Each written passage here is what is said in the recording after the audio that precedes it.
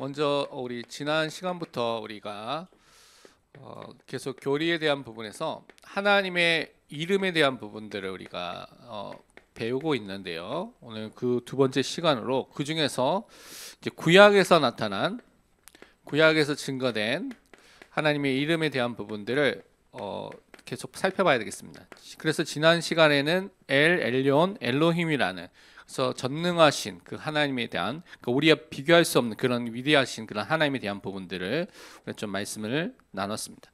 그리고 하나님의 이름은 또 하나님에 대한 부분 설명하는데요. 그 다음에 오늘 볼 것이 무엇이냐면 아도나이입니다. 이것을 한글로 표현하면 주라고 표현한 그 의미인데요.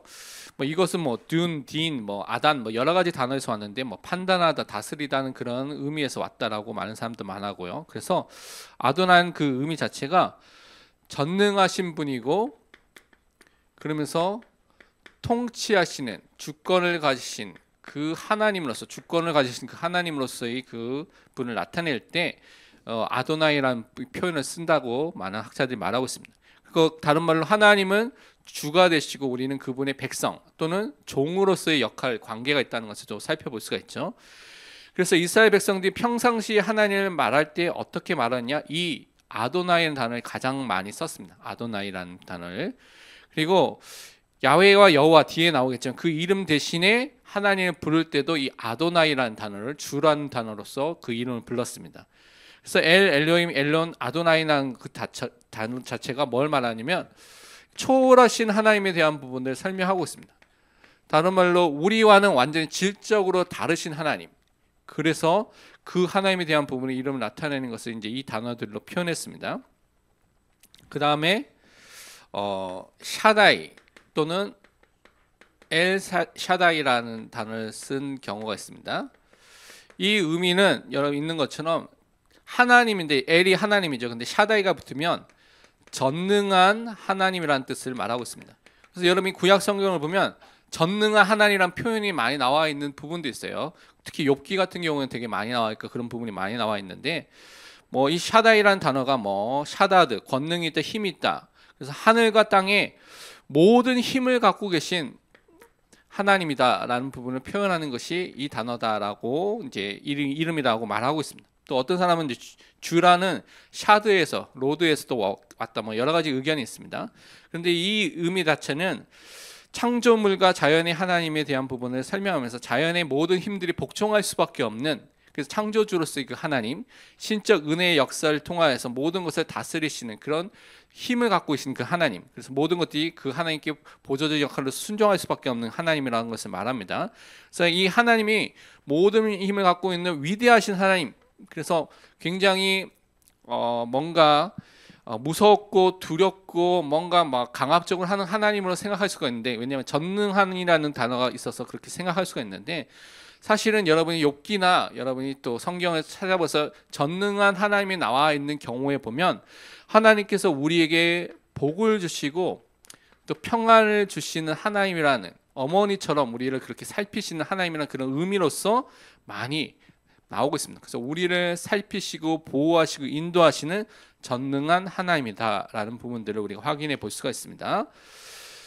그 다음에 나와 있는 것이 여호와, 또는 다른 사람들은 이것을 야훼라고도 표현했죠. 그리고 여호와 체파오트라고 그래서 이렇게 붙이는 단어가 있습니다. 그래서 여호와는 우리가 여호와라고 하죠. 그 여호와 체파오트가 붙으면 만군의 여호와라고 할 수가 있는데, 우선 첫 번째로 여호와를 보면요, 여호와 또는 야훼라고 하는 이 이름은 하나님의 고유한 이름입니다. 그래서 하나님이 은혜의 하나님으로서 자신의 이름을 이렇게 표현해 주시고 우리에게 주신 것이죠. 그렇기 때문에 가장 신성한 이름이고 가장 거룩한 이름이고 가장 구별된, 다른 데서는 사용하지 않고 성경에서만 나타난 고유한 이름으로서의 그 하나님의 이름을 말합니다. 그래서 유대인들이 이 이름은 하나님이 고유한 이름이라고 생각했기 때문에 미신적으로 이 이름 자체를 말하는 것을 꺼렸습니다. 그래서 여러분이 히브리어를 배우면, 히브리어는 원래 유대인들이 썼을 때는 모음이 없습니다.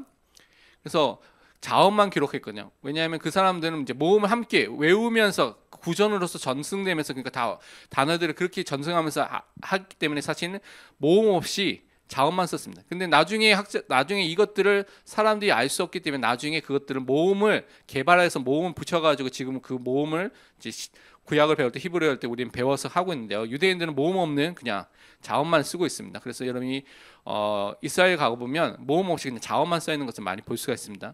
근데 이 자음을 어떻게 발음할지를 몰라요. 거룩한 이름이니까 발음을 안 하겠죠. 처음에는 뭔가 알려줬을 텐데 그 발음을 안 합니다. 그래서 사람들이 이 단어를 어떻게 해야 될 것인가. 그래서 아도나이란 단어에서 모음을 갖고 와가지고 뭘 만들었냐면 여호와라는 단어를 만든 거예요. 그 모음과 자음을 합해가지고. 근데 그것도 좀 이상해.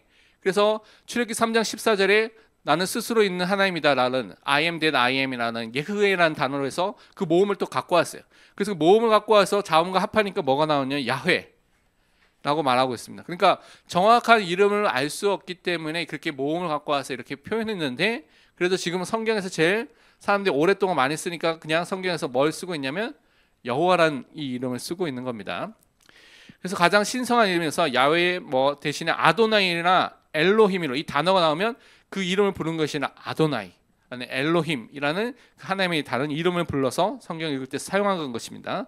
그래서 레위기서 보면 24장 16절에 이 부분이 이렇게 설명되어 있죠. 여호와의 이름을 모독하면 그를 반드시 죽일지니 온 회중이 돌로 그를 칠 것이라. 거류민이든 본토인이든지 여호와의 이름을 모독하면 그를 죽일지니라.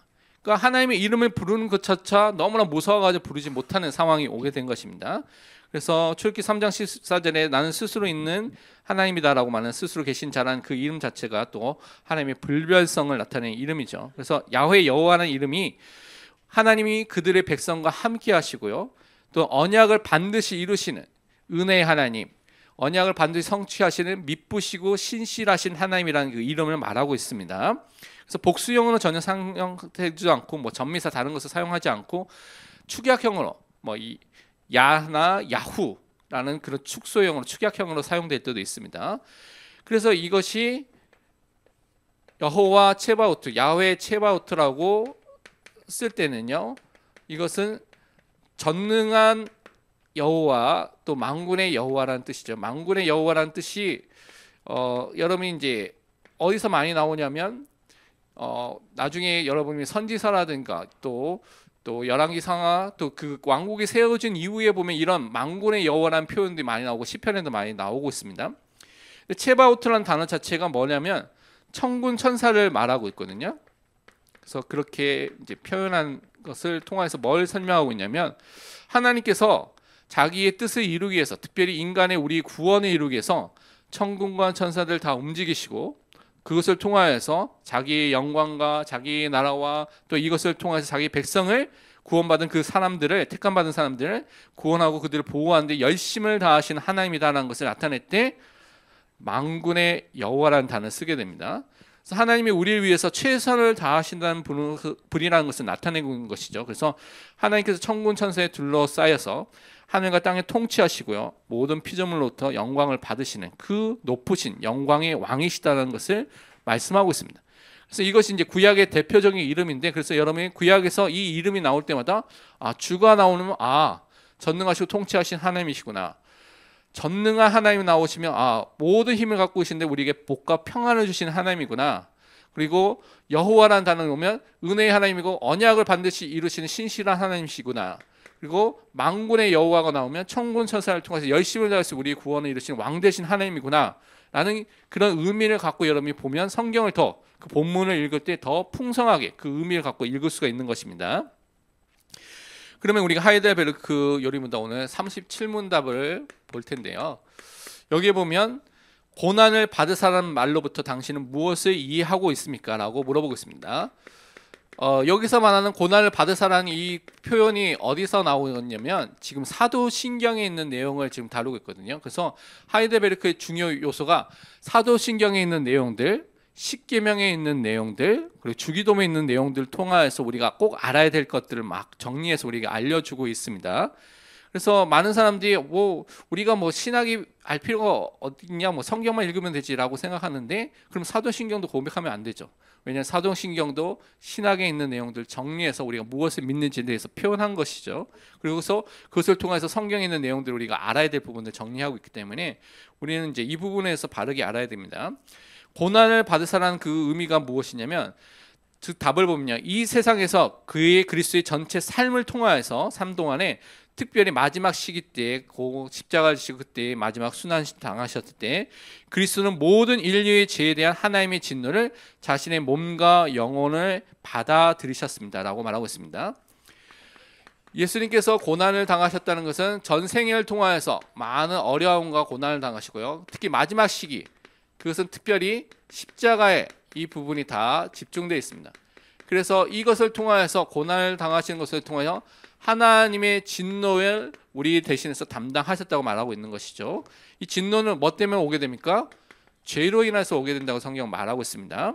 그래서 유일한 화목 제물로서 그가 고난 당하심으로, 다른 말로 이 진노를 없애기 위해서 뭐가 필요하냐면 하나님과 우리 사이에서 화목 제물이 되신, 진노를 가라앉힌 제물이 필요하다는 것이죠. 그래서 예수님이 화목 제물이 되셨죠. 그것을 통하여서 그가 고난을 당하심으로 그는 우리의 몸과 영혼을 영원한 저주로부터 구원하셨다라고 말하고 있습니다. 영원한 저주를 받아야 될 상태가 죄로 인해서 오게 됐는데, 화목 대신 제물 대신 예수 그리스도를 통해서 우리가 이 속에서 어떻게 해요? 구원함을 받게 됐다고 말하고 있는 것이죠. 여기서 벗어났다는 것을 말하고 있습니다. 그래서 우리를 위해서 하나님의 은혜와 의와 영원한 생명을 얻으셨다. 하나님께서 주시는 은혜와 의와 생명이 누구 안에 있습니까? 예수 그리스도 안에 있기 때문에 그리스도를 믿을 때 이 은혜가, 구원의 축복이 우리에게 임하게 된다고 설명하고 있는 것이죠. 그렇다면 우리가 예수 그리스도를 믿으면 죄 문제에 대한 용서함을 받고 해결을 받는데, 그것은 하나님의 진노가 가라앉혀지고 없어지게 되고요, 또한 이 죄로 인해서 오게 된 영원한 저주라는 이 부분이 그리스도의 안에서 끝나게 된다는 것입니다. 그러니까 우리가 이제는 더 이상 저주 아래 있는 사람이 아니라 하나님의 진노를 받는 사람이 되지 않는다는 것을 성경이 말씀하고 있는 것이죠. 그래서 여러분이 죄로 인한 저주가 끝났기 때문에 나의 인생에, 우리 가문에 예수 그리스도를 믿을 때 이 저주가 끝났다는 사실을 분명히 아셔야 됩니다. 그것을 바르게 고백해야 됩니다. 그런데 남아있는 문제가 무엇입니까? 그것은 또 다른 하나님의 계획이 있는 것이죠. 그걸 못 보면 계속해서 여러분이 죄로 인한 저주 속에 갇혀있다고 잘못 착각할 수가 있는 것입니다. 그래서 여러분 성경을 통해서 여러분이 확인해 보면요, 이사야서 53장 4절에서 6절에 이제 고난받는 종 메시아 그리스도에 대한 예언을 이렇게 하고 있죠. 그는 실로 우리의 질고를 지고 우리 연약함과 부족함들 다 지고요, 우리의 슬픔을 당하였거늘 우리는 생각하기를 그는 징벌받아 하나님께 맞으며 고난을 당한다 하였도다. 그가 찔림은 우리 허물 때문이요 그가 상함은 우리의 죄악 때문이라. 그가 징계를 받음으로 우리는 평안을 누리고 그가 채찍에 맞음으로 우리는 나음을 받았도다. 우리는 다 양 같아서 그릇 행하여 각기 제 길로 갔거늘 여호와께서 우리 모두의 죄악을 그에게 담당시키셨도다. 예수 그리스도가 우리 모두, 다른 말로 그리스도 안에서 선택된 자, 예정된 사람들의 모든 죄악을 다 담당하셨습니다. 하나님께서 그에게 시켰다고 말하고 있죠.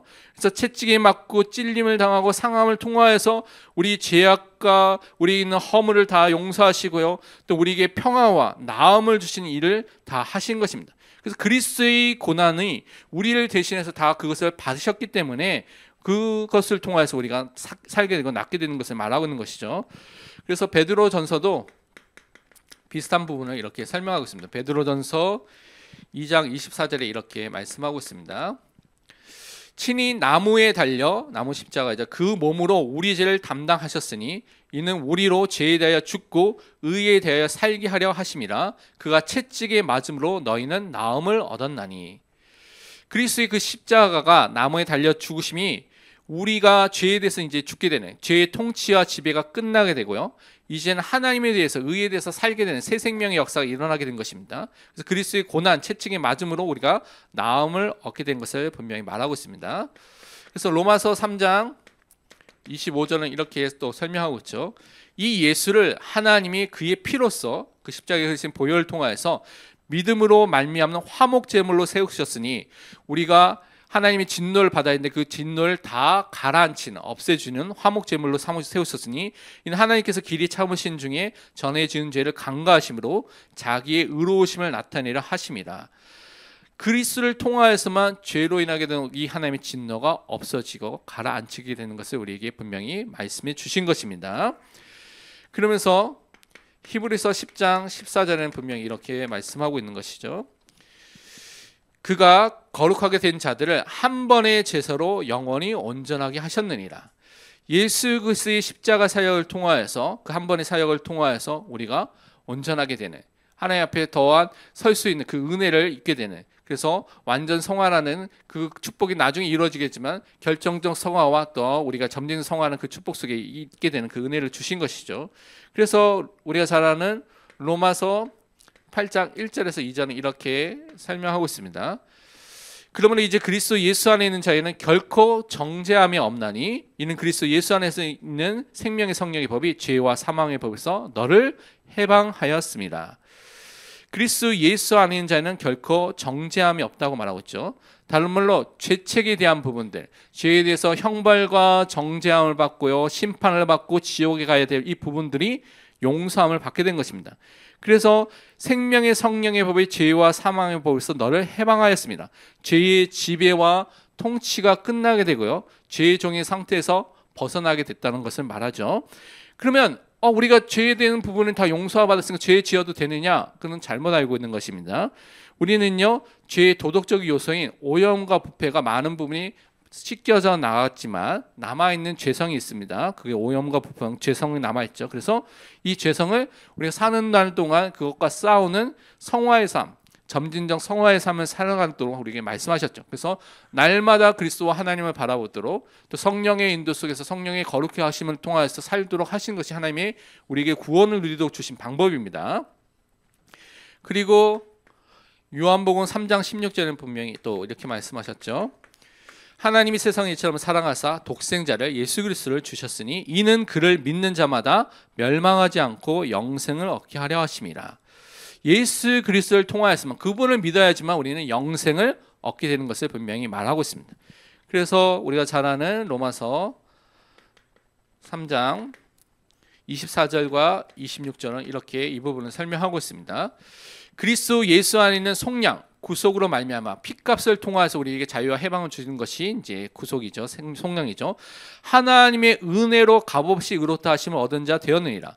우리가 행한 것이 하나도 없이 하나님의 은혜의 선물 우리에게 값없이 주셨던 것이죠. 그래서 우리가 의롭다함을 받겠습니다. 칭의를 받게 된 것이죠.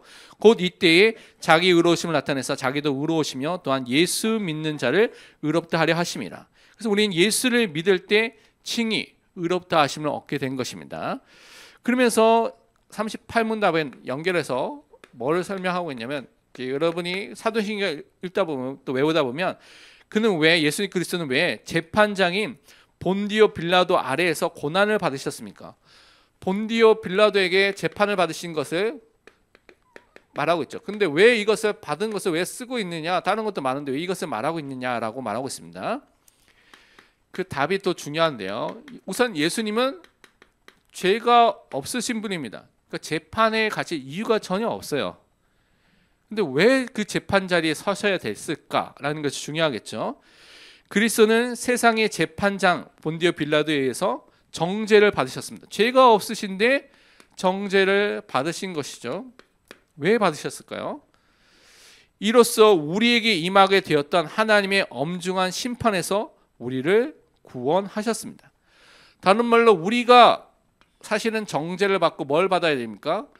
하나님의 심판대 앞에서 심판을 받고 그 정죄한 결과로서의 영원한 형벌을 받아야 되는데, 예수님께서 우리 대신에 하나님 앞에서 재판을 받아야 될 우리 대신에 이 인간인 본디오 빌라도 앞에서 정죄를 대신해서 받으신 걸 통해서 우리가 받아야 될 심판을 받지 않도록 그것을 다 담당해 주신 것입니다. 그 본디오 빌라도 앞에서 재판을 받은 것도 의미가 있는 거예요. 이유가 있다는 것이죠. 그거 그냥 있는 것이 아니라 다 우리의 구원을 위해서 다 이루신 것들을 이루기 위해서 다 하신 것입니다. 말씀을 통해서 확인해 보면 누가복음 23장 13절에서 15절과 그리고 23절부터 24절 보면 이 부분을 보면 이렇게 되어 있습니다. 빌라도가 대제사장들과 관리들과 백성들을 불러 모으고 이르되 너희가 이 사람이 백성을 미혹하는 자라 하여 내게 끌고 왔도다. 보라, 내가 너희 앞에서 신문하였으되 너희가 고발하는 일에 대하여 이 사람에게서 죄를 찾지 못하였고 헤롯이 또한 그렇게 하여 그를 우리에게 도로 보내었도다. 보라, 그가 행한 일에는 죽일 일이 없느니라. 첫 번째, 이 빌라도가 재판했을 때 도저히 죄를 찾을 수가 없는 것이죠. 유대인들이 말한 것도 말도 안 되는 죄이기 때문에 뭐 그런 거 고소이기 때문에 죄가 없다고 분명 말했습니다. 근데 23절 24절 보면 그들이 큰 소리로 재촉하여 십자가에 못 박기를 구하니 그들의 소리가 이긴지라 이에 빌라도가 그들이 구하는 대로 하기를 언도하고, 결국은 이제 백성들의 말을 듣고 결국 그 예수님을 정죄하게 되면서 사형을 언도하게 되면서 십자가형에서 죽도록 그렇게 하도록 한 것이죠. 그래서 성경은 이 부분에서 고린도후서 5장 21절은 이렇게 설명하고 있습니다. 하나님이 죄를 알지도 못하신 이를 예수 그리스도를 우리를 대신하여 죄로 삼으신 것은 우리로 하여금 그 안에서 하나님의 의가 되게 하려 하심이라. 이 심판 때와 예수 그리스도의 그 십자가를 통하여서 죄를 알지도 못하신, 죄가 없으신 그 예수 그리스도가 우리 대신해서 우리의 죄를 다 담당하시고 다 받으신 것이죠. 그래서 우리의 죄가 예수 그리스도를 믿을 때 그리스도께로 전가되고요. 그 그리스도 안에 있는 그 의, 하나님의 의가 우리에게로 전가되는, 그래서 우리가 하나님의 의가 되도록 하는 이중 전가의 축복을 그리스도께서 다 이루신 것을 말씀하고 있습니다. 그러면서 다시 또한 39문에서 무엇을 물어보고 있냐면, 그러면 다른 방법으로 죽는 것들이 그 당시에 많이 있었는데, 사형 방법들이 로마 시대에 많이 있었는데 그리스도께서 다른 것이 아니라 신앙 고백에 있는 것처럼 십자가에서 못 박혀서 죽으셨는데 그것에 죽으심이라는 것이 특별한 의미가 있는가라는 것을 말하고 있습니다. 여러분 로마 시대에 사형 제도 많이 있죠. 화형시키는 것도 있고 동물에게 죽이는 것도 있고 그냥 목을 벨 수도 있고 여러 가지 사형 방법이 너무 많죠. 근데 왜 하필이면 예수님께서 다른 방법이 아니라 십자가에서 죽으셔야 되는가? 그래서 그 답에 대해서 그 의미, 특별한 의미가 있다고 분명히 말하고 있습니다. 어떤 의미가 있냐면, 십자가에서 달려 죽는 것은 하나님께 저주를 받은 것이기 때문에, 다른 말로 이 십자가형이 하나님께서 그 사람들에게 저주를 내리셨다는 표라는 것을 먼저 밝히고 있습니다. 그래서 예수 그리스도가 십자가에 죽으시면 나에게 임한 저주를 그가 짊어지신 것을 나에게 확신시켜 주십니다. 다른 말로 우리가 분명히 저주를 받아서 그 저주 때문에 고통과 고난 속에서 살다가 또 영원한 저주 속에 들어가야 될 사람인데, 죄로 인하여서요. 그런데 예수 그리스도가 이 저주를 다 십자가를 통해서 담당해 주셨다라는 것을 말하는 것이 십자가의 죽음입니다. 십자가의 죽음이 여러 가지 의미가 있는데 그 중에 중요한 의미 중에 하나가 이 의미입니다. 말씀을 통해서 확인해 보면 신명기 21장 23절에서 이렇게 말씀하고 있습니다. 그 시체를 나무 위에 밤새도록 두지 말고 그날에 장사여 내 하나님 여호와께 내게 기업으로 주시는 땅을 더럽히지 말라. 나무에 달린 자는 하나님께 저주를 받았음이니라. 나무 위에 달려서 죽은 자는 이스라엘 백성들이 이 구약의 말씀을 통해서 어떤 사람이라고 생각합니까? 하나님께 저주받은 자라고 반드시 생각하게 되어 있습니다. 그래서 바울도 처음에는 예수님이 절대 메시아가 될 수 없다라고 생각하는 이유 중에 하나가 뭐냐면, 예수님은 하나님께 저주를 받은 자, 죄인이기 때문에 절대 메시아가 될 수 없다고 생각한 것이죠. 그래서 나중에 예수 그리스도를 만나고 이게 어떤 의미인지 깨닫고 그 다음에 갈라디아 3장에서 그가 깨달은 것을 이렇게 고백하고 있습니다. 갈라디아 3장 10절에서 13절에 보면 이렇게 말씀하고 있죠. 무릇 율법 행위에 속한 자들은 저주 아래에 있나니 기록된 바 누구든지 율법책에 기록된 대로 모든 일을 항상 행하지 아니하는 자는 저주 아래에 있는 자라 하였습니다. 다른 말로 율법 아래에 있는 사람은 다 저주를 받을 수밖에 없는 거예요. 우리는 율법을 지킬 수 없기 때문에 저주 아래 이미 있습니다. 그래서 죄 안에서 저주 아래 있는 존재인데, 또 하나님 앞에서 아무도 율법을 말미암아 의롭게 되지 못할 것이 분명하니 이는 의인은 믿음으로 살리라 하였습니다. 그 믿음의 방법으로만 살게 되고 구원을 얻게 되는 것이 하나님의 방법이라는 것이죠. 율법은 믿음에서 난 것이 아니니 율법을 행하는 자는 그 가운데서 살리라 하였느니라. 그리스도께서 우리를 위하여 저주를 받은 바 되사 율법의 저주에서 우리를 속량하였으니 기록된 바 나무에 달린 자마다 저주 아래 있는 자라 하였습니다. 우리를 대신하여서 십자가에 죽으시는 그 죽으심을 통하여서 저주를 다 받으셨습니다. 우리의 저주를 누가 받으셨냐? 예수님께서 다 받으신 것이죠. 그래서 율법의 저주에서, 이 죄의 저주에서 우리를 속량, 핏값을 주고 여러분을 자유케 해방을 주셨다고 분명히 말씀해 주셨습니다. 나무에 달린 자, 이 예수 그리스도, 십자가에 달리신 그 예수 그리스도가 하나님의 저주, 우리가 받아야 될 그 모든 저주를 다 담당하셨기 때문에 여러분 더 이상 저주 아래 있는 존재가 아닙니다. 그러니까 여러분이 분명하게 성경을 통해서 꼭 알아야 될 것이, 예수 그리스도를 믿을 때 여러분에게 있는 하나님의 진노가 끝나게 되고요, 죄로 인해서 오게 되는 하나님의 저주도 끝나게 됐습니다. 그러니까 이 부분을 바르게 해석하지 않으면 오늘도 믿는 사람들에게 저주와 재앙이 온다고 잘못 해석하게 되는데, 그것은 잘 해석하면 하나님의 뜻과 계획이 있는 하나님의 방법입니다. 저주가 아닙니다. 이것을 해석하지 못하면 계속해서 믿는 자에게 계속해서 저주가 온다고 잘못 생각할 수 있는 것이죠. 사단이 뭐 유혹과 활동이 있고 속임이 있고 공격이 있고 또 그 속에서 또 하나님께서 하시는 일들이 있기 때문에 이것을 분별하지 못하면 잘못된 것을 계속 말하게 됩니다. 그래서 여러분이 그리스도 안에서 이 저주와 또한 진노가 끝났다는 것을 항상 믿고 승리하시길 바랍니다. 함께 우리 기도하도록 하겠습니다. 우리가 주가 되신, 전능하신 하나님 되신, 그리고 나의 여호와, 만군의 여호와 되신 그 하나님을 통하여서 승리할 수 있도록, 그래서 우리를 위해서 고난을 받으셔서 모든 하나님의 진노를 다 담당하시고요, 또 우리의 모든 정죄를 다 당하시고 또 우리 모든 저주를 다 담당하신 그리스도를 오늘도 붙잡고 승리할 수 있도록 함께 하시면서 기도하시고 제가 마치는 기도하겠습니다.